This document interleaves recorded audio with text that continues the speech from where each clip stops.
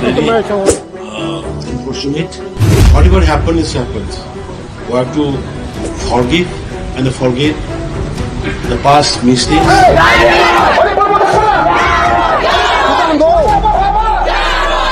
I want to say sorry. On Tuesday, Chief Minister Biren Singh made a heartfelt gesture by apologizing for the violence that took place under his watch since May 2023. He said, "I'm sorry." In an emotional statement, he expressed deep regret for the suffering endured by the people and voiced his hope that 2025 would bring normalcy and peace to Manipur. He appealed to all communities to unite and work towards rebuilding a peaceful and prosperous state. First, let's listen in to Chief Minister of Manipur, Biren Singh. Their years is very unfortunate. I feel regret and want to say sorry to the people of the state for what happening till today since last 3rd May. Many people lost their loved one. Many people left their homes. So I really feel regret, and I would like to apologize to the whole victims.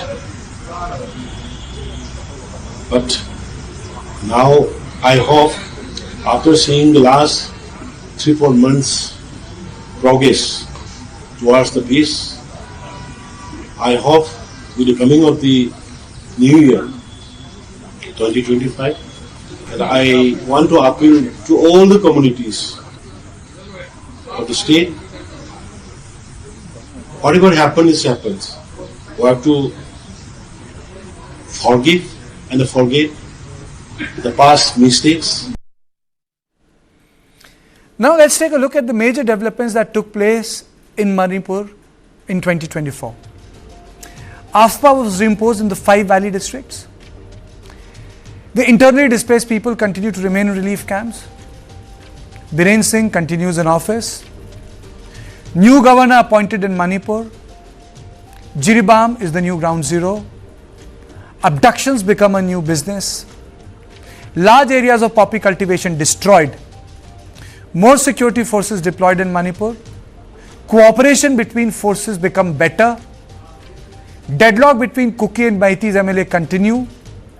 Free movement regime scrapped. Myanmar border becomes unstable.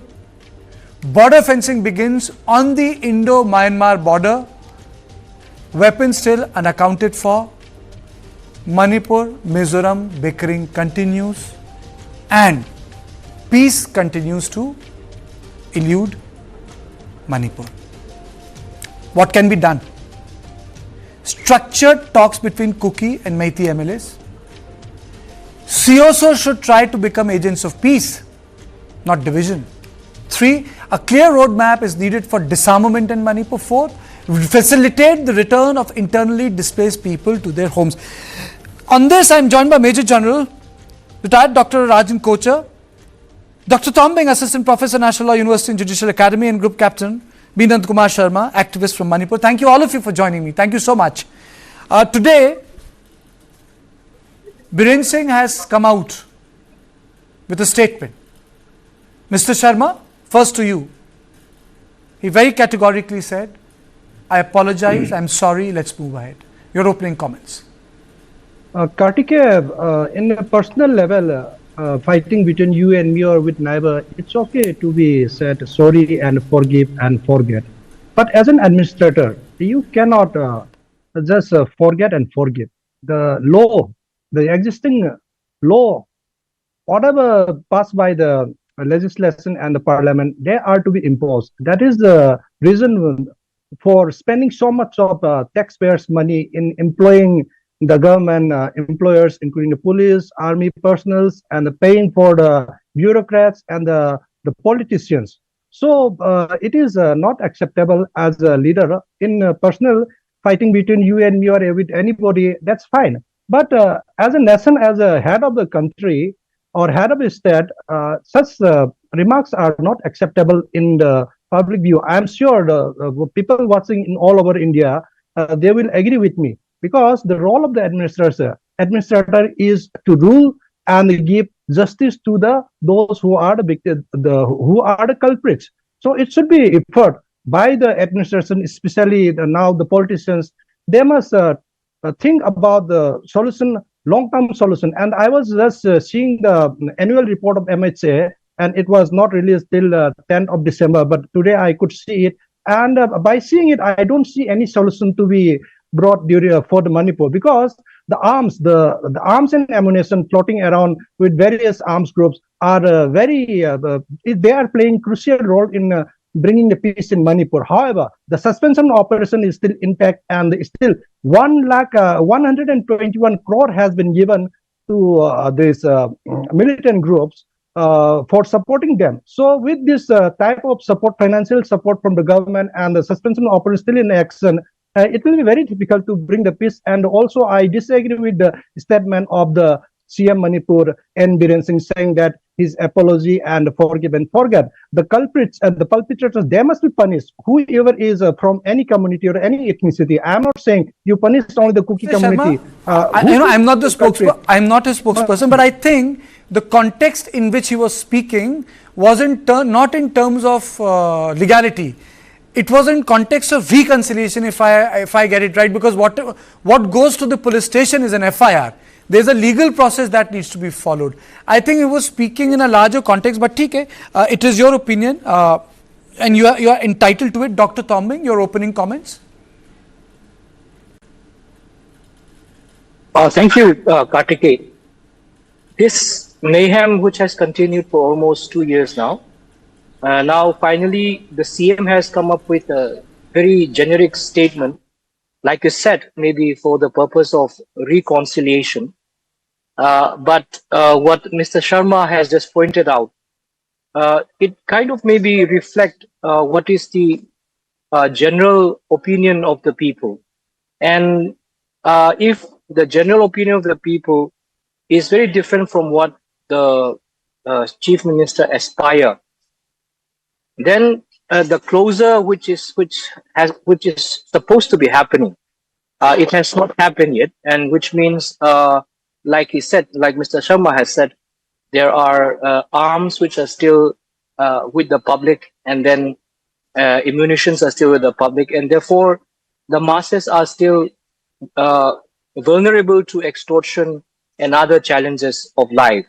However, one we must also understand is that the streams of life which may come down from the Naga Hills and then to the Imphal Valley, it doesn't stop there. It continues beyond the Imphal Valley, and streams of life that starts from the Lushai Hills also get collected in the Chuchanpur areas and all that. So therefore, Chuchanpur happens to be a cultural hotspot, and we also know very well that our web of life are very much interlinked, and anyone for an aspiration to sustain this kind of an ethnic violence, it is never good for any of the communities. But like Mr. Sharma has said, what about state machineries? What about accountabilities?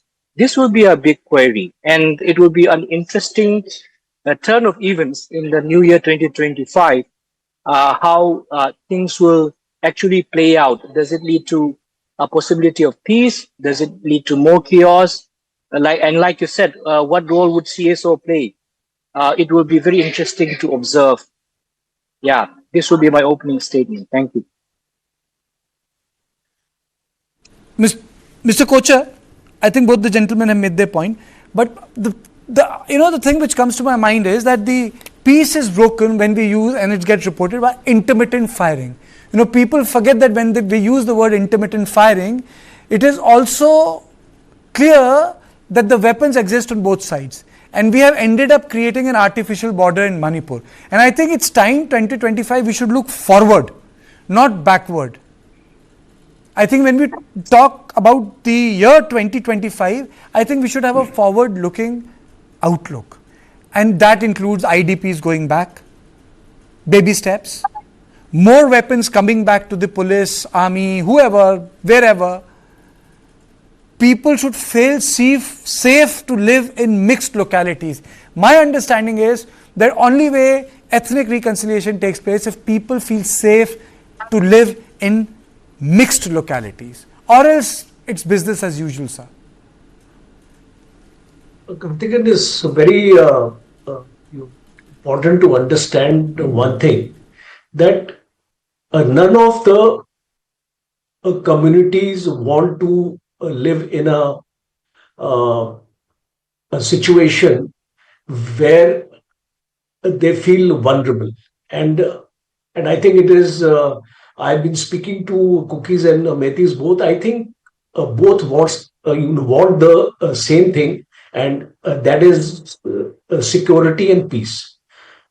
Having said that, if both want security and peace, then what is stopping them from getting these objectives which both actually desire? So the impediments, I would actually say, and I would have appreciated if today the Chief Minister of Manipur, instead of apologizing, he should have laid down a roadmap how peace and tranquility is to be brought in the state of Manipur, and he should have listed out the priorities of his government now and told the people that in the next 3 months I intend to do this, and in the next 6 months I intend to do that. So unfortunately, we are not seeing any roadmap which has been initiated by the government so far. In my mind, it has to start with the military actions or military objectives, as you have brought out in your opening narrative, that de-weaponization of the civil society is the first step in case we want to move towards a peace. Today, we have 288 companies of security forces in Manipur, and it's not a small number for a state in which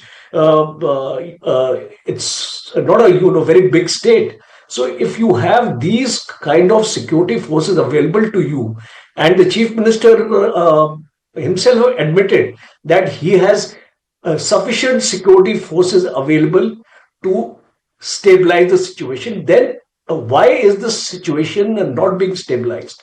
So let me be there, sir. I have a supplementary question, then I'll go to others. A lot of people, a lot of critics who have written on Manipur, they also continuously have come on this show and spoken about who is at the helms of affair. Where is the buck stopping? Is it stopping in Delhi? Is it stopping with the CM? Is it stopping with the governor? The critics say that is one area which needs to be resolved. Where does the buck stop? Karthik, I think the buck stops with the Chief Minister, because law and order is a state subject. The state has not come under president's rule or a thing like that, where the center becomes the authority, because right now you have a unified command there, and Mr. Kuldeep Singh, in all probability, should be not an extra constitutional authority. He should be reporting to the Chief Minister. He should be working under the Chief Minister.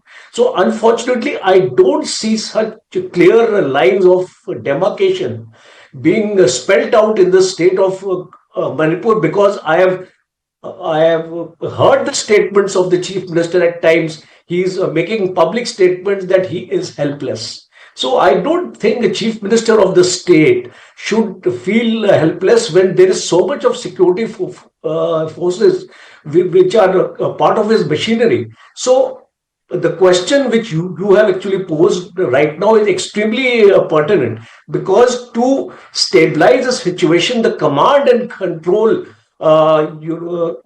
channel has to be very, very specific and very, very clear. And unless you don't make that happen. Unfortunately, we are seeing there are too many forces involved, and there is not a single point of command control. I think the Chief Minister has to take onus of this. He has to take the authority in his hands, and he has to ensure that the law and order state is actually restored. General Kocher made the, you made the right point. A roadmap is required.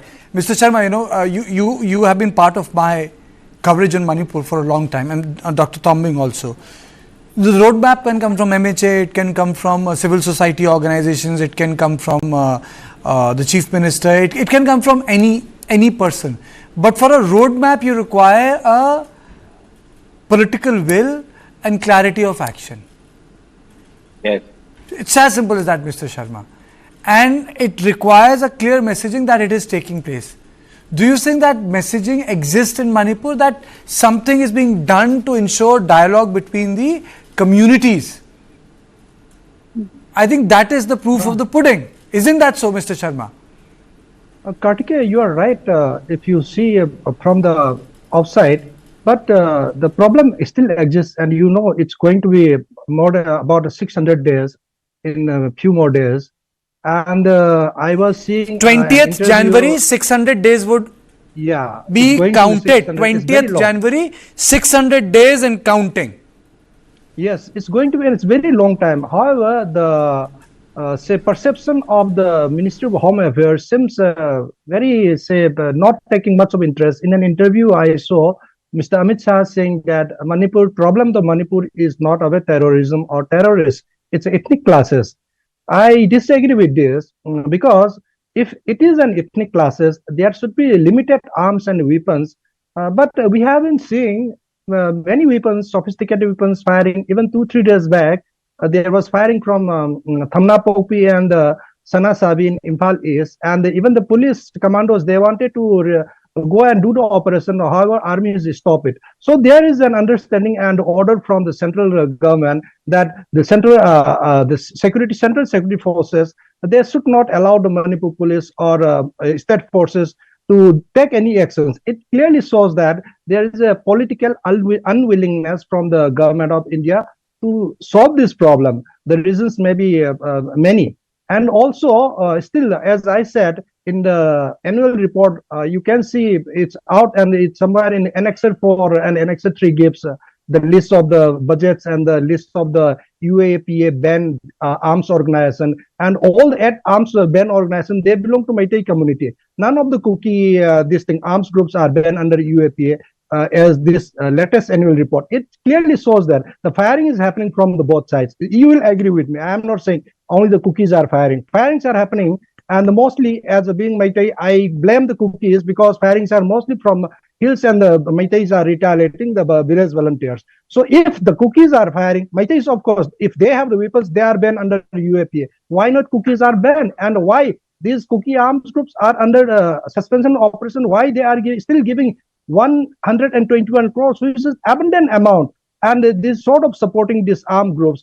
So as long as government is having such type of policy, and if they are not thinking as a terrorist or terrorist act, it cannot be solved. And we should, as we are preaching, our leaders, politicians, they are preaching the world zero terrorism and act against the terrorist definition of terrorism. We all this have, and they must act, and this will bring to an end. The people, the common people, have any problem. Even the government is in a tough spot. Earlier people said that the government should act. When the government acted, put ASPA in the valley areas, the entire agitation started taking place in the valley. I must tell you here, the firings are from hillside. Why? When the firings are from hillside, why? Mr. Sharma, I got your point. Allow me to take this question to Mr. Tombing. You made your point. You made your point.